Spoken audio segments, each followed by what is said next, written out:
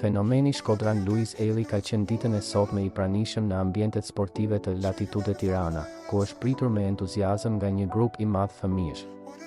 Në një video të shkurtër që ai ka publikuar në rrjetet sociale, Luizi shihet i rrethuar nga qindra buzëqeshje të sinqerta, duke shkëmbyer përshëndetje e momente të gëzueshme me vogëlushët e veshur me bluza të njëjta, që i përkasin një grupi të organizuar të kopshtit ose shkollës.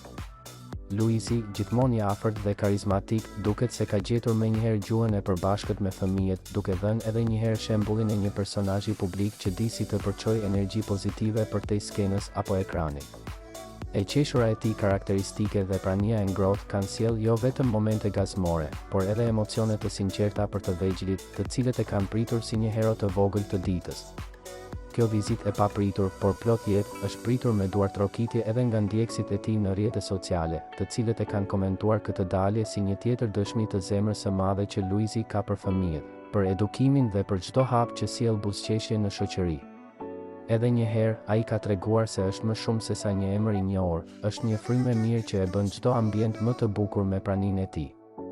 Ndërkohë që shumë figura publike zgjedhin të ndajnë vetëm imazhe të stilizuara apo të largëta nga realiteti i përditshëm, Luizi vazhdon të dallojë për thjeshtësinë dhe vëmendjen që i kushton momenteve të vogla, por me shumë vlerë.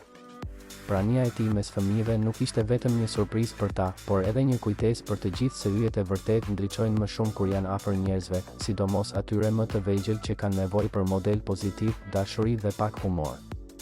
Ky angazhim i papritur, i pakuruar nga protokolle, por plot shpirt, e bën Luiz Elin jo vetëm të dashur për publikun e tij të rritur, por edhe një figurë të afërt dhe frymëzuese për brezin e ri.